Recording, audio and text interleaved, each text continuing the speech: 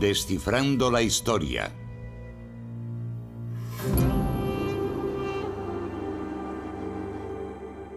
El Corán. Uno de los libros más influyentes de todos los tiempos. Un texto sagrado que rige la vida de más de 1.000 millones de personas. Es un reglamento sobre cómo hemos de comportarnos en nuestra vida. Y que aún contiene misterios que nunca han sido revelados. Puede ser interpretado de maneras muy diversas. Contiene fragmentos en los que Dios habla sobre la paz, la compasión, etc. Pero también encontramos otros en los que se habla de violencia y guerra.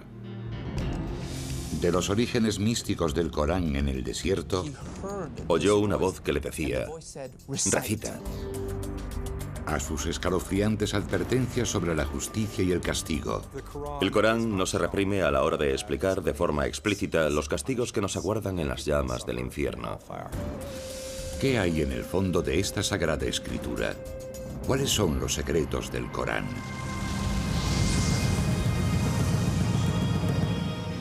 Descifrando la historia. Los secretos del Corán, capítulo 1.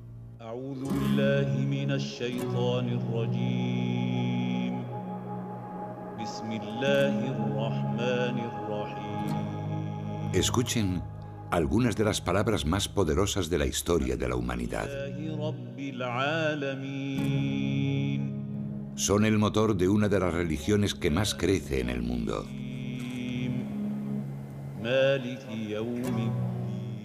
Miles de millones de voces las han repetido durante los últimos 1400 años. Son las palabras del libro sagrado del Islam, el Corán. Los musulmanes creen que el Corán fue revelado directamente por Dios al profeta del Islam. No se trata simplemente de que Dios inspirase al profeta o lo empujase a contar un acontecimiento importante. Es en realidad el mensaje que el propio Dios transmite al mundo. En árabe, Corán significa la recitación. La escritura está hecha para ser leída en voz alta. De esta manera, los musulmanes creen comunicarse directamente con Dios. Al conservar la palabra de Dios, el Corán se convierte en una parte de este. Y, por tanto, el propio texto, las palabras, las páginas y el mismo libro son de por sí algo sagrado. Al hojear el texto sagrado, pueden apreciarse en un primer momento ciertas similitudes entre el Corán y las escrituras judías y cristianas. Todas hablan de un Dios único y omnipotente, y narran, en algunos casos, las mismas historias. Pero muchos consideran que el Corán es un libro envuelto en un halo de misterio. Sus versos, considerados durante mucho tiempo entre los más bellos jamás escritos en lengua árabe, forman un laberinto de lenguaje, siendo más propios de la poesía que de la prosa. Su distribución también dificulta su comprensión. Al contrario que la Biblia, el Corán no sigue un orden cronológico ni narrativo. Por el contrario, sus 114 capítulos, o suras, se organizan en función de su extensión, los más largos al principio y los más cortos al final. Encontramos un estilo que actualmente calificaríamos de flujo de conciencia. Hay cierto misterio, así que el lector curioso que se acerca al texto se queda algo extrañado. No cuenta la historia de Mahoma, ni siquiera cuenta la historia del mundo. Existen algunas referencias a la aparición del mundo, a la creación divina, pero no se encuentran al comienzo del Corán, sino a la mitad, en alguna parte. Los musulmanes no ven el Corán como una historia, sino como el mensaje de Dios a su creación, con el que trata de devolver a los creyentes al buen camino. Es un reglamento sobre cómo hemos de comportarnos en nuestra vida, sobre la definición de nuestra moral, sobre cómo afrontar la vida y las dificultades y conflictos que surgen en ella. Descifrar el significado del Corán no es una tarea sencilla. El Islam no cuenta con una institución religiosa como el Vaticano que oriente a los creyentes a la hora de interpretar un texto tan complejo. Cada persona hace su propia interpretación de las escrituras. Como musulmán, Uno ha de creer lo que dice el Corán. Pero claro, la interpretación de lo que dice el Corán varía en función de cada persona. Pero entonces, ¿qué dice realmente el Corán? ¿Y qué significa? Las palabras que rigen en la actualidad la vida de los musulmanes fueron reveladas en un momento concreto de la historia, a unas determinadas personas y en un determinado lugar. La historia tradicional musulmana del Corán comienza hace 1400 años, en una árida zona de la península arábiga. Un remoto lugar habitado por beduinos nómadas del desierto y que contaba con algunos poblados tribales. Los musulmanes conocen aquella época como Yahilia, la edad de la ignorancia. Podría decirse que Arabia tenía una civilización atrasada si la comparamos con los grandes imperios de la época, con Bizancio a un lado y el imperio sasánida, el segundo imperio persa, al otro. En mitad del desierto, rodeada de montañas, se encontraba la ciudad de la Meca, centro social, económico y religioso de Arabia. En la Meca coexistían muchos planteamientos religiosos diferentes. Algunos árabes habían adoptado las creencias del judaísmo y el cristianismo, y las historias y enseñanzas de ambas doctrinas eran de sobra conocidas en la región. La Meca preislámica era una ciudad llena de judíos y cristianos. Allí se combinaban distintas ideas del cristianismo y del judaísmo. Sin embargo, el panorama religioso de Arabia en el siglo VI está dominado por personas que creen en una multitud de dioses. Cada año los peregrinos invaden la Meca para rendir culto en la Kaaba, un sepulcro convertido en el panteón de un sinfín de deidades e ídolos. Creían en la existencia de Dios, pero Dios, de alguna forma, era una figura demasiado distante como para relacionarla con la rutina diaria de los hombres. Así pues, estos ídolos funcionaban como intermediarios entre Dios y los hombres. A mediados del siglo VI, la Kaaba albergaba 360 ídolos.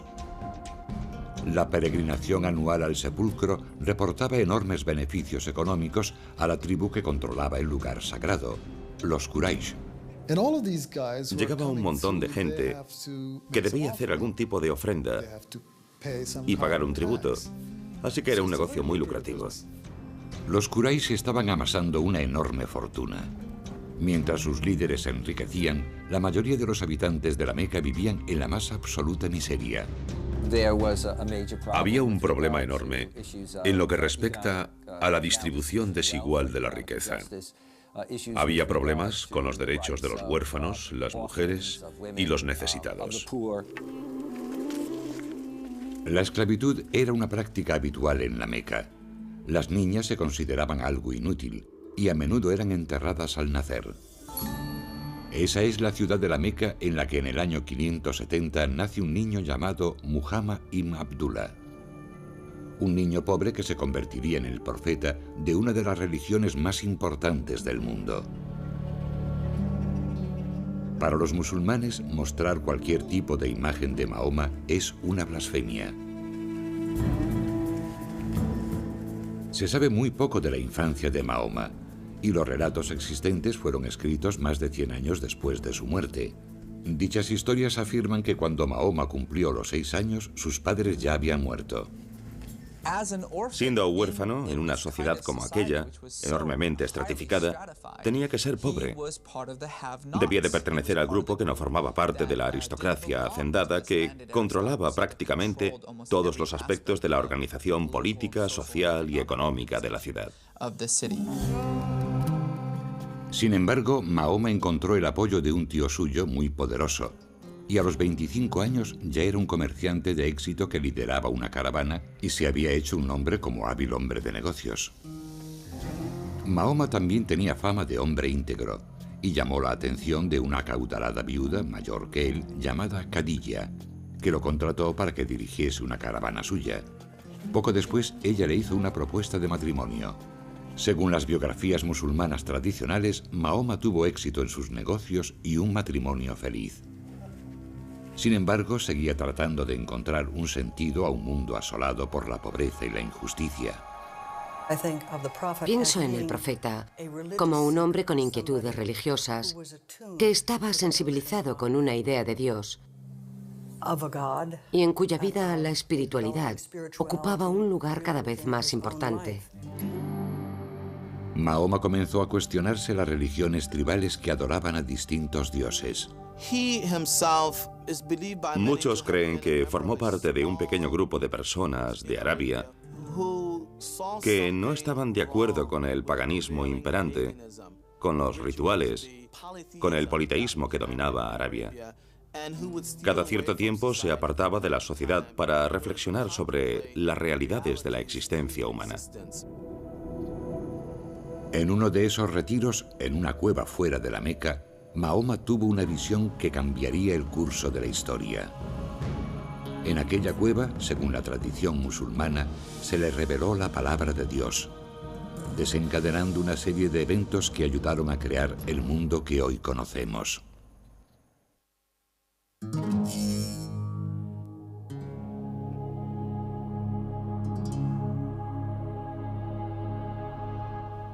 Cinco veces al día, los musulmanes de todo el mundo oran en una determinada dirección.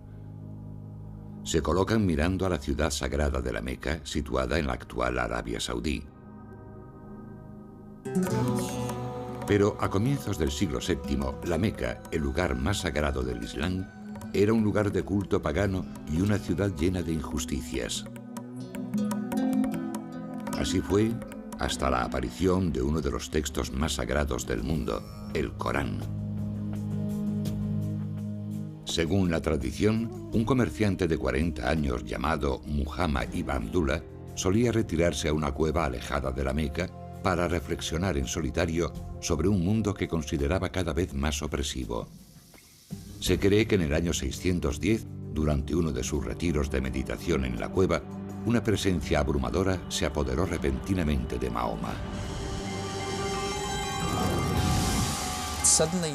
Sintió una presión repentina en el pecho. La oscuridad lo rodeaba y sintió que una mano gigante le asía y lo apretaba, apenas dejándole respirar.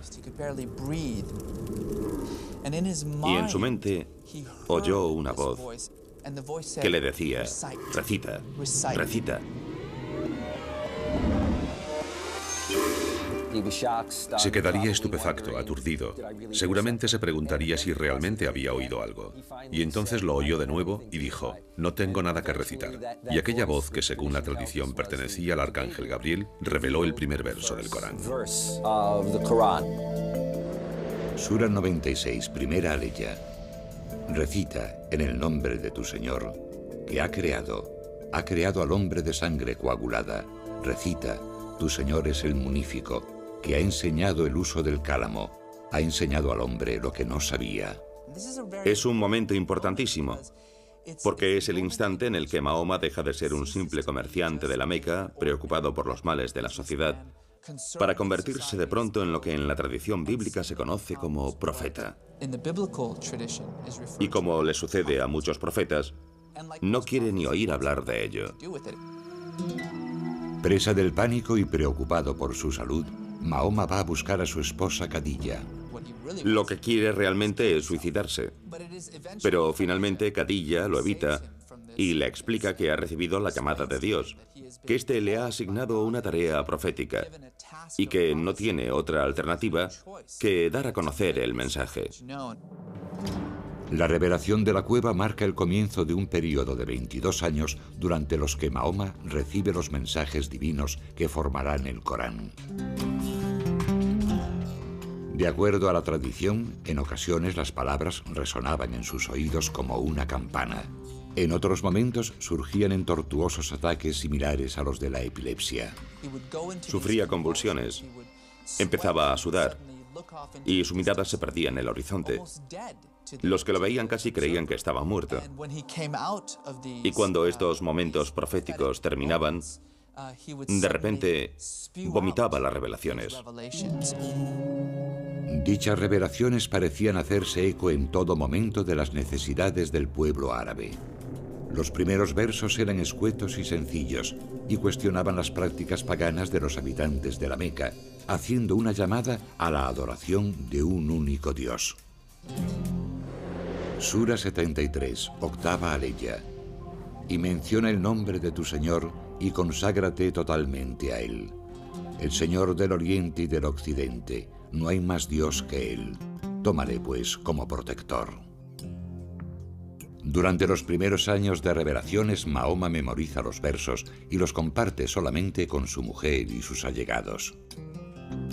Poco a poco empieza a creer que tiene una misión profética y que es su deber transmitir a los demás la palabra sagrada que guarda en su mente.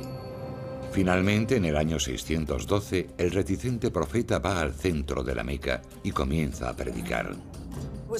Era un aviso a los ciudadanos de la Meca, que a ojos del profeta habían perdido la conciencia, si es que la habían tenido alguna vez, de la existencia de un Dios supremo, de un único Dios que los había creado y les mostraba el camino. El Dios del que habla Mahoma es glorioso y compasivo, pero también colérico. El profeta dice a los habitantes de la Meca que sus actos en la tierra tendrán consecuencias cuando llegue el día del juicio. Tenemos a un hombre del que se sabe que ha estado haciendo vigilias, que llega, digamos, al mercado y dice: el mundo se acabará. El Dios que lo creó le pondrá fin y os incumbe a todos. Se trata de un mensaje muy contundente. Es un mensaje contundente, pero no novedoso. Mahoma dejó muy claro que el Corán era la misma revelación que la hecha a judíos y cristianos siglos atrás. Un mensaje de Dios a la humanidad. No obstante, la revelación se dirigía esta vez al pueblo árabe, por vez primera, y en su propia lengua. El profeta nunca dijo que estuviese creando una nueva religión. Simplemente dijo que era un mensajero que portaba el mismo mensaje que había sido transmitido anteriormente por un gran número de figuras de su historia común. El Corán repite una y otra vez: no olvidéis lo que le sucedió a Abraham cuando... Y entonces cuenta una historia sobre Abraham. No olvidéis lo que le sucedió a José, y cuenta una historia sobre José. Lo más curioso es que dichas historias aparecen en una especie de adaptación, de versión resumida de esos grandes relatos. La gente a la que se revelaba el Corán ya conocía esas historias, puesto que vivía en una ciudad empapada de dichas tradiciones. Según los musulmanes, uno de los aspectos más notables del Corán es que Mahoma memorizó las revelaciones a medida que se le comunicaban, para después recitárselas literalmente a sus discípulos. A pesar de que existía en aquella época una forma escrita de la lengua árabe, no eran muchos los que sabían leer o escribir. Mahoma no era una excepción. En el Islam, se cree que Mahoma era analfabeto. Esto pone de manifiesto, por supuesto, que él no pudo escribir las revelaciones. Y por otra parte, surge la pregunta de cómo se conservaron. El pequeño grupo de discípulos de Mahoma memoriza rápidamente cada nueva revelación, añadiéndola verso a verso a los fragmentos del Corán que ya conocen. Dado el tipo de cultura en la que viven, tales hazañas memorísticas no resultan sorprendentes. Estamos hablando de culturas basadas en la oralidad. En cierta manera, la cultura oral en la que vivía Mahoma permitía que la gente escuchase algo una o dos veces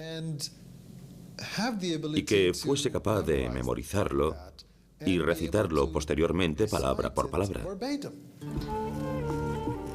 El conjunto de revelaciones se va ampliando y Mahoma sigue predicando en las calles de la Meca, atrayendo a un pequeño grupo de conversos. Sus discípulos comienzan a ser conocidos como musulmanes, que significa los que se someten a Dios. El mensaje de Mahoma resulta especialmente atractivo a los pobres y marginados de la ciudad, que se identifican con las reclamaciones sociales de los versos, que defienden la liberación de los esclavos y el ejercicio de la caridad con los necesitados. Algunos de los que se convirtieron al mensaje del Corán lo hicieron seducidos por la belleza del lenguaje que algunos veían tan perfecto que lo consideraban una prueba de la existencia de Dios. Si le preguntas a un musulmán, bueno, ¿qué pruebas hay de que se trate de una revelación divina? Te contestará, y llevan haciéndolo más de 1000 años, que la prueba es el propio Corán, que ese es el mayor milagro, que un analfabeto en medio de ninguna parte cree de pronto un documento tan magnífico y poderoso. Pero no todos están contentos con lo que predica Mahoma. Su provocador mensaje, que se niega a reconocer la divinidad de los ídolos que alberga la Kaaba, atrae las iras de la tribu dominante, los Quraysh, ya que amenaza su posición de poder. Si no hacían falta intermediarios ante Dios, no había razón para la existencia de los ídolos. Y sin los ídolos, la Kaaba no tenía razón de ser. Sin la Kaaba, tampoco hay ninguna razón que justifique el dominio de la Meca como capital social y económica de la península arábiga. El conflicto de los Quraysh con Mahoma y sus revelaciones no se debía a motivos teológicos, sino que era un conflicto económico, un conflicto político. Los Quraysh y el grupo mayoritario de la Meca no se muestran demasiado condescendientes con el pequeño grupo de seguidores del mensaje de Mahoma. Los musulmanes son brutalmente perseguidos. Algunos sufren palizas en las calles, otros son torturados. Durante 9 años, los musulmanes soportan las humillaciones, manteniéndose firmes en su creencia de que no hay más Dios que Dios. El propio Mahoma goza de la protección de su acaudalada esposa y su poderoso tío, pero tras la muerte de ambos, el profeta y sus discípulos se dan cuenta de que no les queda otra alternativa que huir de la Meca. La estructura social había sido destrozada hasta tal punto que se veía incapaz de proseguir su misión en la Meca. Y decidió que tendría que buscar una especie de base de operaciones alternativa. El cambio de lugar traerá consigo un nuevo tipo de mensaje para el Corán, que hará hincapié en las leyes y en la guerra.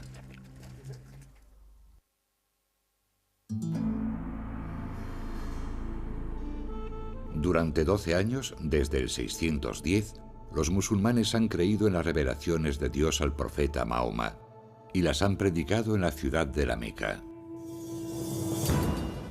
Pero la vida del cada vez mayor grupo de discípulos de Mahoma se hace peligrosa. Los líderes de la ciudad rechazan la creencia de los musulmanes en la existencia de un único Dios, persiguen con saña a los creyentes y ponen precio a la cabeza del profeta. La suerte de Mahoma cambia en el año 622, cuando recibe la invitación de unos forasteros. Desde un oasis cercano, llegó a la Meca un grupo de personas en busca de alguien que pudiese resolver una disputa que tenían.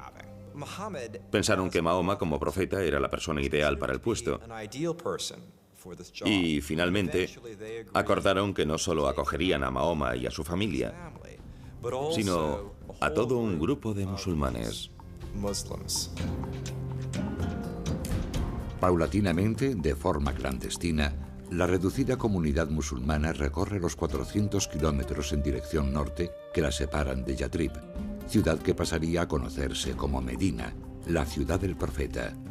En su nuevo hogar, Mahoma asume también un nuevo cargo. Al principio era simplemente un profeta del que Dios se servía para transmitir su mensaje. En Medina, sin embargo, se convierte en un líder. Es el líder de la comunidad musulmana, pero también asume cierta autoridad sobre todo el oasis de Medina.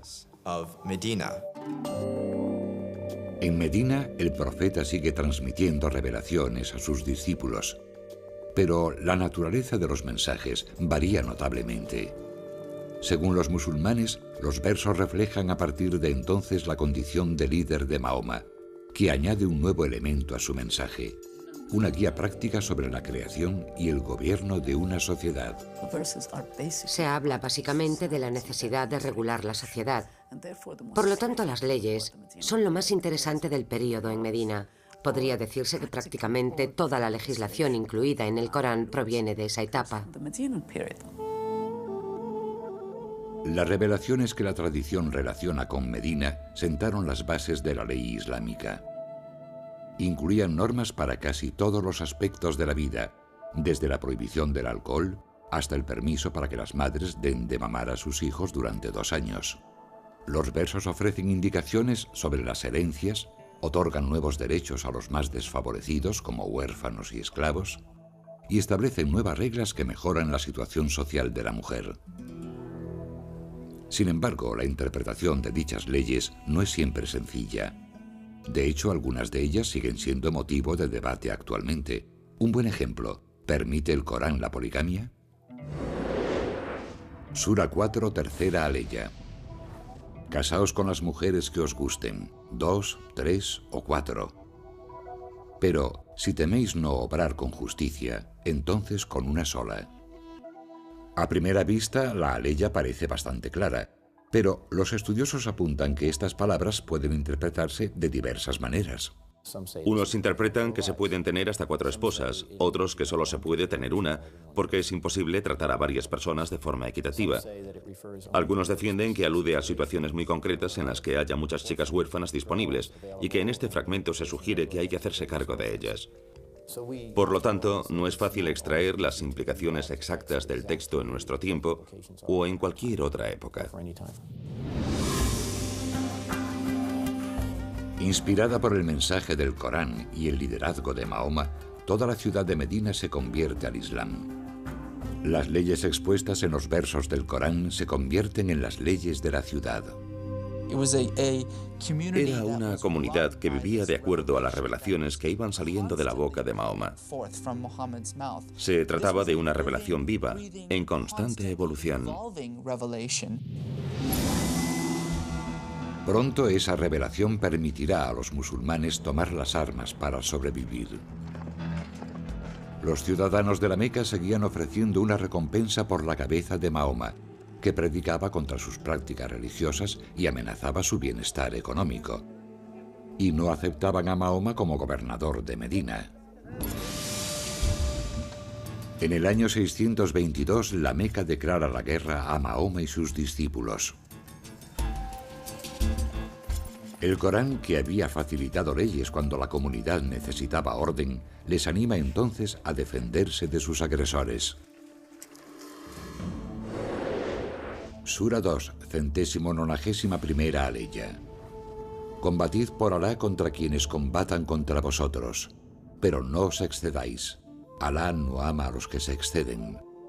Matadles donde deis con ellos y expulsadles de donde os hayan expulsado. Hoy, esos versos, conocidos como los versos de la espada, constituyen algunos de los pasajes más sorprendentes y polémicos del Corán. Aquellos que defienden que el Corán promueve la violencia recurren a dichos versos para justificar su postura. Sin embargo, las frases suelen ser algo más complejo que un simple grito de guerra. El Corán dice: matad a los infieles donde deis con ellos. Esto hay que entenderlo en un contexto en el que los musulmanes están asediados, tienen enemigos, y el Corán les dice: combatid a los enemigos de Dios. Pero el Corán también dice: cuando el enemigo deje de suponer una amenaza, cuando deje de luchar, recordad que Dios es compasivo, recordad que la guerra no es el camino que debemos seguir. Con el respaldo de las revelaciones, los musulmanes luchan contra los ciudadanos de la Meca durante 8 años por toda la península arábiga. En el año 630, los musulmanes lanzan un ataque y asedian la Meca con un ejército de 10.000 hombres. La ciudad no tiene más remedio que rendirse. La tradición afirma que Mahoma, fiel a las enseñanzas del Corán, fue un vencedor compasivo y concedió la amnistía a toda la ciudad. Tras la derrota, muchos habitantes de la Meca se convierten al Islam y aceptan las enseñanzas del Corán. Sin embargo, Mahoma aún no ha completado su misión.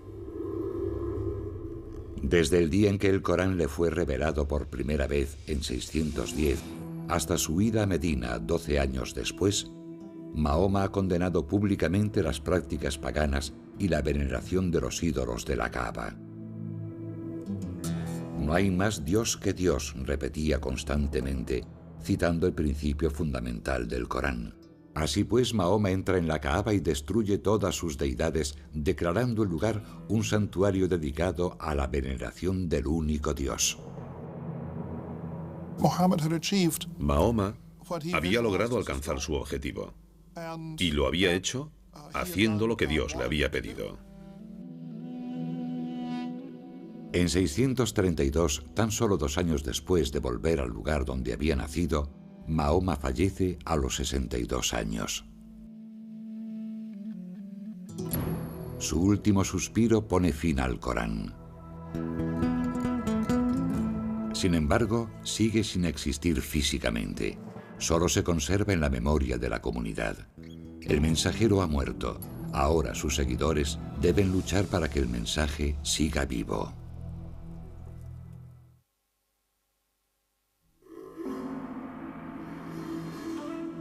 Según la tradición musulmana, los versos del Corán fueron revelados hace 14 siglos y a lo largo de 22 años al profeta Mahoma. Sus seguidores creían que era literalmente la palabra de Dios. El profeta predicó sobre todos los aspectos de la vida, desde la religión al derecho y la moral, y la recién creada comunidad musulmana trató de vivir de acuerdo a sus palabras. Pero tras su muerte en el año 632, los musulmanes tenían ante sí un difícil reto: preservar el Corán, que seguía siendo un texto oral. Durante la vida del profeta, el Corán nunca se plasmó sobre el papel. Ni siquiera era considerado un texto establecido. No debemos olvidar que el Corán se iba revelando progresivamente y siempre en función de las necesidades de la comunidad musulmana en cada momento. Y el Corán se completó simplemente cuando el profeta exhaló su último aliento. No obstante, aquellos que viven de acuerdo a las enseñanzas del Corán deciden que es necesario plasmar sus palabras sobre el papel y crear un texto tangible. Se dieron cuenta de que la primera generación que había memorizado el Corán estaba desapareciendo y, por lo tanto, estaban perdiendo la conexión directa con la revelación del profeta. Es más, el Islam comienza a extenderse fuera de la península arábiga y empiezan a aparecer pequeñas variaciones en la forma de recitar el Corán. Poco a poco se está alterando la palabra de Dios. Según la tradición, en 651, Uthman, el tercer califa o líder político musulmán, designa un comité con la misión de compilar el Corán. El comité debía recopilar y autentificar las distintas estrofas. Algunas se habían escrito durante la vida del profeta, pero estaban dispersas por toda la comunidad. Dicen que las fuentes de esta compilación provenían de textos escritos sobre trozos de huesos o de fragmentos de pergamino, pero también del corazón de los hombres, de su recuerdo de la recitación del Corán. Las estrofas debían cumplir unos criterios muy estrictos. 2 testigos presenciales debían confirmar que los versos habían sido registrados en presencia del profeta, y las estrofas se contrastaban con los recuerdos de los compañeros que habían memorizado por completo el Corán. El texto, una vez aprobado, se reúne en un solo volumen y es enviado a las ciudades de la región. Uthman ordena entonces la destrucción de las demás versiones escritas del texto. Los musulmanes creen que el texto de Uthman, completado tan solo 20 años después de la muerte del profeta, preserva a la perfección las revelaciones de Dios tal y como las predicó Mahoma, y que el Corán no ha sufrido alteraciones respecto a cómo fue revelado al profeta. Para los musulmanes es muy importante, porque significa que sus escrituras, que son la base de la Ummah, de la comunidad, son completamente auténticas.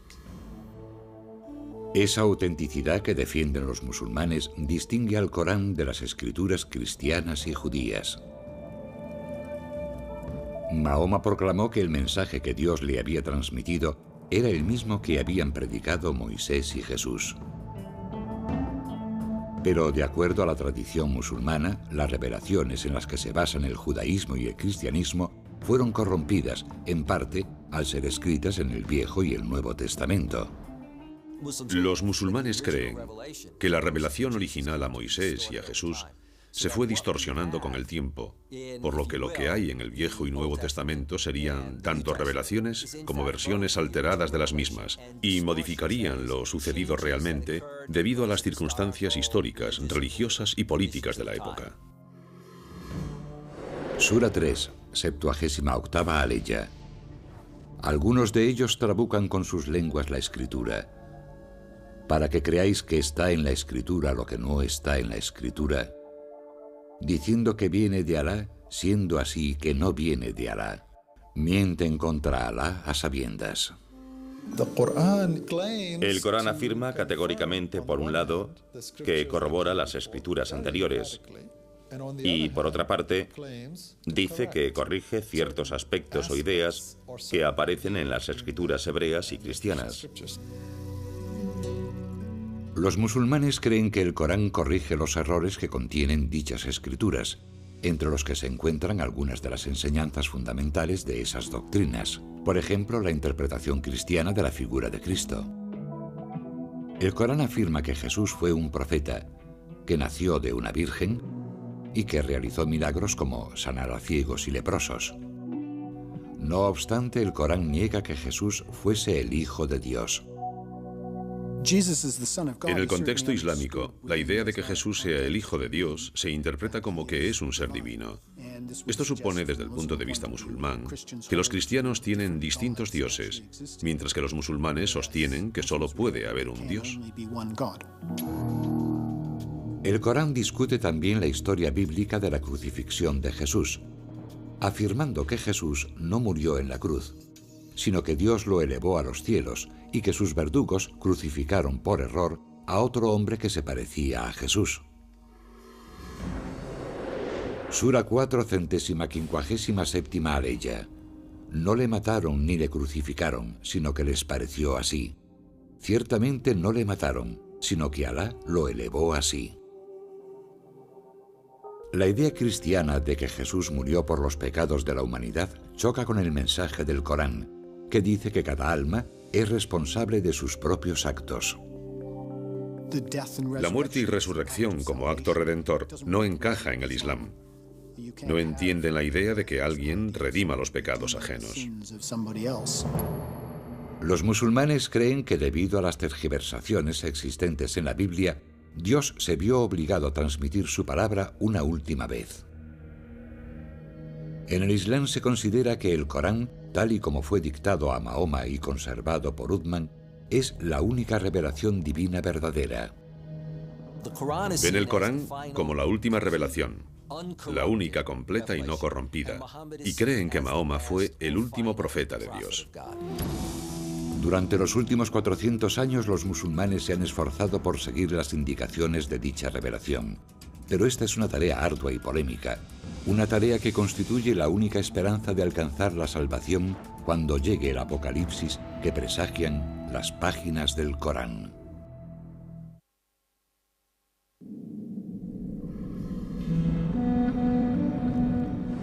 Sura 81, primera aleya. Cuando el sol sea oscurecido, cuando las estrellas pierdan su brillo, cuando las montañas sean puentes en marcha, cuando los mares sean hinchados, cuando las almas sean apareadas, cuando el cielo sea desollado, cuando el fuego de la gehenna sea avivado, entonces cada cual sabrá lo que presenta. Así será el momento, dice el Corán, en el que Dios decida poner fin al mundo. Aunque el Corán es un texto misterioso y de difícil interpretación, sí contiene al menos un mensaje indudablemente claro. Verso tras verso, el Corán advierte de que el apocalipsis es inevitable. Advierte de la llegada de un día en el que se ajustarán las cuentas, las montañas se derrumbarán y los fetos de los animales caerán de las matrices de sus madres. El Corán es muy rotundo y explícito cuando habla del fin del mundo, de que se producirá un cataclismo, una erupción del orden natural. Al igual que ocurre en el Apocalipsis bíblico, el Corán proclama una y otra vez que la humanidad deberá responder por sus actos en la tierra. El Corán no se reprime a la hora de explicar de forma explícita los castigos que nos aguardan en las llamas del infierno. Las descripciones del cielo y el infierno son algunos de los pasajes más imponentes del Corán. Como ocurre en muchas estrofas del texto, las descripciones de la otra vida reflejan el lugar donde el Corán fue revelado. La imaginería del cielo y el infierno parece dirigida específicamente a un público formado por moradores del desierto. El cielo se describe como un jardín exuberante y repleto de agua. Las descripciones del infierno, del mismo modo, hacen hincapié en el calor, el fuego, cosas como calderas de cobre fundido vertidas en las gargantas de personas sedientas en lugar de agua. Así pues, se toman el dolor y el sufrimiento naturales de esa zona y se llevan a un nivel superior para describir los padecimientos del infierno. Para los musulmanes, el único modo de conseguir la salvación en el día del juicio final consiste en seguir el Corán.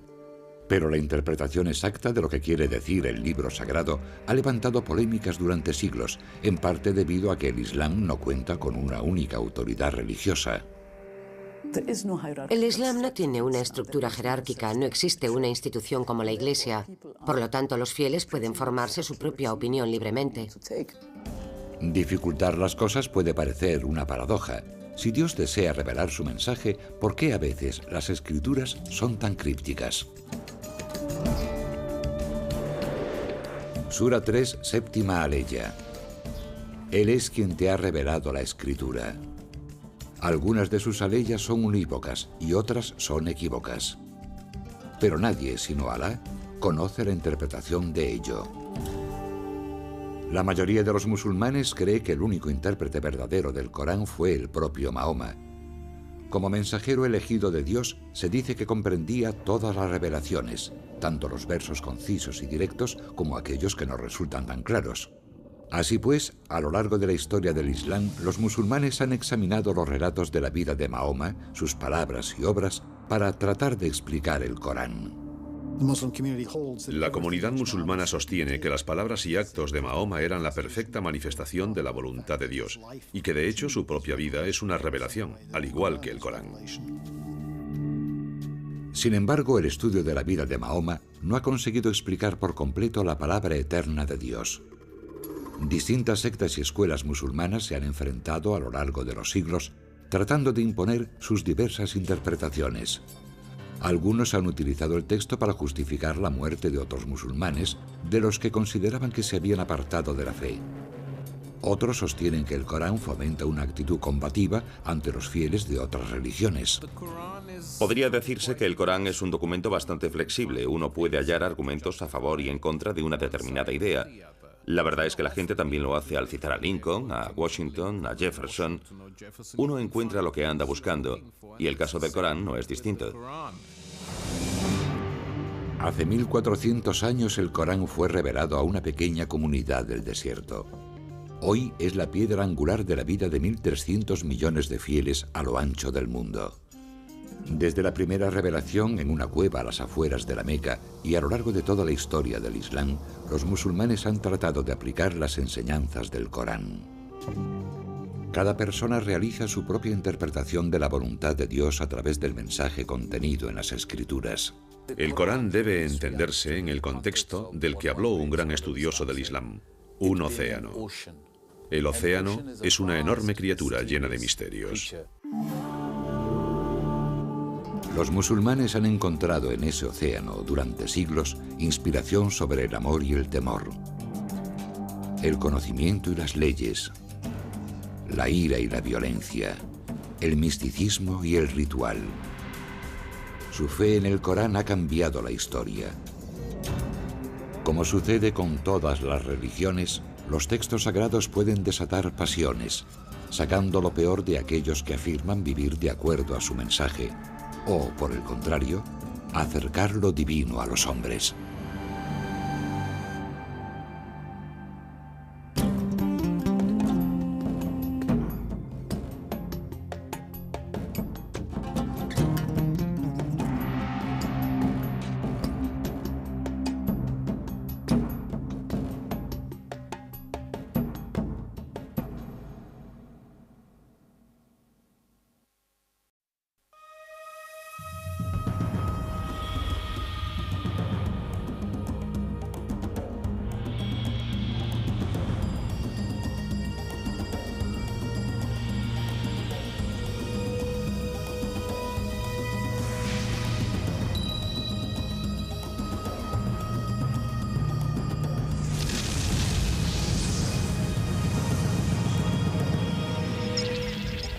Descifrando la historia.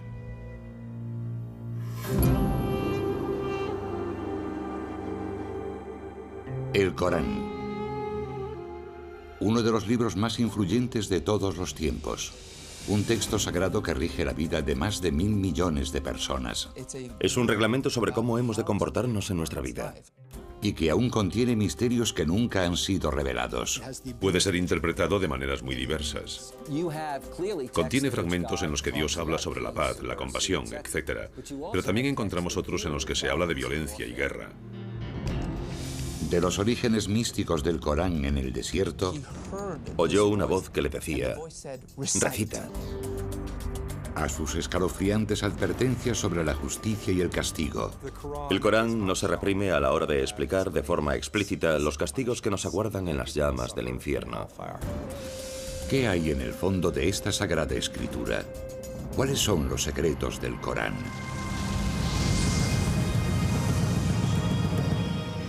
Descifrando la historia. Los secretos del Corán, capítulo 1.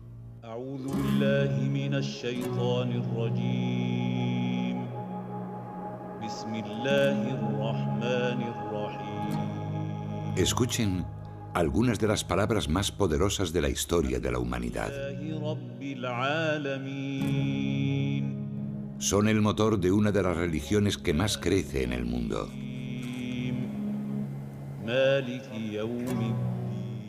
Miles de millones de voz era una práctica habitual en la Meca. Las niñas se consideraban algo inútil y a menudo eran enterradas al nacer. Esa es la ciudad de la Meca en la que en el año 570 nace un niño llamado Muhammad ibn Abdullah. Un niño pobre que se convertiría en el profeta de una de las religiones más importantes del mundo. Para los musulmanes, mostrar cualquier tipo de imagen de Mahoma es una blasfemia. Se sabe muy poco de la infancia de Mahoma, y los relatos existentes fueron escritos más de 100 años después de su muerte. Dichas historias afirman que cuando Mahoma cumplió los 6 años, sus padres ya habían muerto. Siendo huérfano en una sociedad como aquella, enormemente estratificada, tenía que ser pobre. Debía de pertenecer al grupo que no formaba parte de la aristocracia hacendada que controlaba prácticamente todos los aspectos de la organización política, social y económica de la ciudad. Sin embargo, Mahoma encontró el apoyo de un tío suyo muy poderoso, y a los 25 años ya era un comerciante de éxito que lideraba una caravana y se había hecho un nombre como hábil hombre de negocios. Mahoma también tenía fama de hombre íntegro y llamó la atención de una acaudalada viuda mayor que él llamada Khadija, que lo contrató para que dirigiese una caravana suya. Poco después, ella le hizo una propuesta de matrimonio. Según las biografías musulmanas tradicionales, Mahoma tuvo éxito en sus negocios y un matrimonio feliz. Sin embargo, seguía tratando de encontrar un sentido a un mundo asolado por la pobreza y la injusticia. Pienso en el profeta como un hombre con inquietudes religiosas que estaba sensibilizado con una idea de Dios y en cuya vida la espiritualidad ocupaba un lugar cada vez más importante. Mahoma comenzó a cuestionarse las religiones tribales que adoraban a distintos dioses. Las han repetido durante los últimos 1400 años. Son las palabras del libro sagrado del Islam, el Corán. Los musulmanes creen que el Corán fue revelado directamente por Dios al profeta del Islam. No se trata simplemente de que Dios inspirase al profeta o lo empujase a contar un acontecimiento importante. Es en realidad el mensaje que el propio Dios transmite al mundo. En árabe, Corán significa la recitación. La escritura está hecha para ser leída en voz alta. De esta manera, los musulmanes creen comunicarse directamente con Dios. Al conservar la palabra de Dios, el Corán se convierte en una parte de este. Y, por tanto, el propio texto, las palabras, las páginas y el mismo libro son de por sí algo sagrado. Al hojear el texto sagrado, pueden apreciarse en un primer momento ciertas similitudes entre el Corán y las escrituras judías y cristianas. Todas hablan de un Dios único y omnipotente, y narran, en algunos casos, las mismas historias. Pero muchos consideran que el Corán es un libro envuelto en un halo de misterio. Sus versos, considerados durante mucho tiempo entre los más bellos jamás escritos en lengua árabe, forman un laberinto de lenguaje, siendo más propios de la poesía que de la prosa. Su distribución también dificulta su comprensión. Al contrario que la Biblia, el Corán no sigue un orden cronológico ni narrativo. Por el contrario, sus 114 capítulos, o suras, se organizan en función de su extensión, los más largos al principio y los más cortos al final. Encontramos un estilo que actualmente calificaríamos de flujo de conciencia. Hay cierto misterio, así que el lector curioso que se acerca al texto se queda algo extrañado. No cuenta la historia de Mahoma, ni siquiera cuenta la historia del mundo. Existen algunas referencias a la aparición del mundo, a la creación divina, pero no se encuentran al comienzo del Corán, sino a la mitad, en alguna parte. Los musulmanes no ven el Corán como una historia, sino como el mensaje de Dios a su creación, con el que trata de devolver a los creyentes al buen camino. Es un reglamento sobre cómo hemos de comportarnos en nuestra vida, sobre la definición de nuestra moral, sobre cómo afrontar la vida y las dificultades y conflictos que surgen en ella.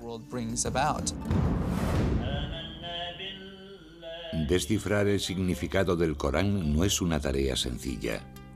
El Islam no cuenta con una institución religiosa como el Vaticano que oriente a los creyentes a la hora de interpretar un texto tan complejo. Cada persona hace su propia interpretación de las escrituras. Como musulmán, uno ha de creer lo que dice el Corán. Pero claro, la interpretación de lo que dice el Corán varía en función de cada persona. Pero entonces, ¿qué dice realmente el Corán? ¿Y qué significa? Las palabras que rigen en la actualidad la vida de los musulmanes fueron reveladas en un momento concreto de la historia, a unas determinadas personas y en un determinado lugar. La historia tradicional musulmana del Corán comienza hace 1400 años, en una árida zona de la península arábiga. Un remoto lugar habitado por beduinos nómadas del desierto y que contaba con algunos poblados tribales. Los musulmanes conocen aquella época como Yahilia, la edad de la ignorancia. Podría decirse que Arabia tenía una civilización atrasada si la comparamos con los grandes imperios de la época, con Bizancio a un lado y el imperio sasánida, el segundo imperio persa, al otro. En mitad del desierto, rodeada de montañas, se encontraba la ciudad de la Meca, centro social, económico y religioso de Arabia. En la Meca coexistían muchos planteamientos religiosos diferentes. Algunos árabes habían adoptado las creencias del judaísmo y el cristianismo, y las historias y enseñanzas de ambas doctrinas eran de sobra conocidas en la región. La Meca preislámica era una ciudad llena de judíos y cristianos. Allí se combinaban distintas ideas del cristianismo y del judaísmo. Sin embargo, el panorama religioso de Arabia en el siglo VI está dominado por personas que creen en una multitud de dioses. Cada año los peregrinos invaden la Meca para rendir culto en la Kaaba, un sepulcro convertido en el panteón de un sinfín de deidades e ídolos. Creían en la existencia de Dios, pero Dios, de alguna forma, era una figura demasiado distante como para relacionarla con la rutina diaria de los hombres. Así pues, estos ídolos funcionaban como intermediarios entre Dios y los hombres. A mediados del siglo VI, la Kaaba albergaba 360 ídolos. La peregrinación anual al sepulcro reportaba enormes beneficios económicos a la tribu que controlaba el lugar sagrado, los Quraysh. Llegaba un montón de gente que debía hacer algún tipo de ofrenda y pagar un tributo, así que era un negocio muy lucrativo. Los Quraysh estaban amasando una enorme fortuna. Mientras sus líderes se enriquecían, la mayoría de los habitantes de la Meca vivían en la más absoluta miseria. Había un problema enorme en lo que respecta a la distribución desigual de la riqueza. Había problemas con los derechos de los huérfanos, las mujeres y los necesitados. La esclavitud